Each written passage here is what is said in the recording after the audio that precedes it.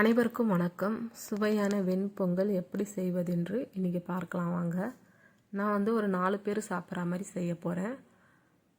அதுக்கு தேவையான சிறுபருப்பு, பச்சரிசி எடுத்துக்கிட்டேங்க. நம்ம எந்த அளவுக்கு அரிசி பருப்பு எடுக்கிறோமோ அந்த அளவுக்கு தண்ணி யூஸ் பண்ணிக்கணும். தண்ணி கம்மியாகவும் ஆகக்கூடாது, அதிகமாகவும் ஆகக்கூடாது. நம்ம எவ்வளோ எடுக்கிறோமோ அந்த அளவுக்கு தான் தண்ணி யூஸ் பண்ணிக்கணும். இப்போ ஊற வச்சு சுத்தமாக கழுவி எடுத்துக்கிட்ட பச்சரிசி, சிறுபருப்பு சேர்த்துக்கலாம். தேவையான அளவுக்கு தண்ணி ஊற்றிக்கலாங்க. கொஞ்சமாக மஞ்சத்தூள் சேர்த்துக்கலாம். மஞ்சத்தூள் விருப்பம் இருந்தால் சேர்த்துக்கோங்க, இல்லைனா விட்டுருங்க. தேவையான அளவுக்கு உப்பு சேர்த்துக்கலாம். உப்பு சேர்த்துட்டு நல்லா ஒரு முறை கலந்து விட்டுடலாங்க. இப்போ மூடி போட்டு வச்சிடலாம். நான் ஒரு 4 விசில் விட்டு எடுத்துக்க போகிறேன். அப்போ தான் நல்லா வெந்து வரும் அரிசி பருப்பு.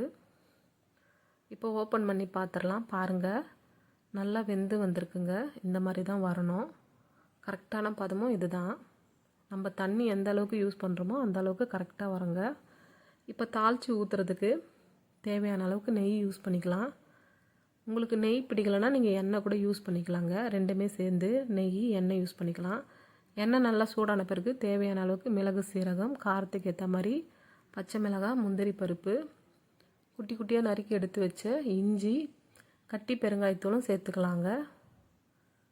ஒரு முறை நல்லா வதக்கி விட்டுடலாம். இந்த பெருங்காயமும் கருவேப்பிலை தாங்க இந்த பொங்கலுக்கு ரொம்ப ரொம்ப முக்கியம். நல்லா வாசனை கொடுக்குங்க. இப்போ தேவையான அளவுக்கு கருவேப்பிலை சேர்த்துட்டு லாஸ்ட்டாக கொத்தமல்லி சேர்த்துக்கலாம். இப்போ தாளித்து ஊற்றிட்டு நல்லா ஒரு முறை கலந்து விட்டுடலாங்க. மிதமான சூட்டில் நல்லா கலந்து விடுங்க. அடுப்பை ஸ்லோ பண்ணி வச்சுக்கோங்க. இந்த மாதிரி நல்லா கலந்து விட்டுக்கிட்டே இருக்கணும். ஒரு 5 நிமிஷம் அடி பிடிக்காத அளவுக்கு. பாருங்கள், சூப்பரான வெண்பொங்கல் ரெடி ஆகிடுச்சு. இதுக்கு சாம்பார் இல்லை சட்னி ஊற்றி சாப்பிட்டா அவ்வளோ சுவையாக இருக்கும். சூப்பரான வெண்பொங்கல் ரெடி ஆகிடுச்சு. நீங்களும் இதேமாரி செஞ்சு சாப்பிட்டு பாருங்கள். பிடிச்சிருந்தா சப்ஸ்கிரைப் பண்ணுங்கள், லைக் பண்ணுங்கள்.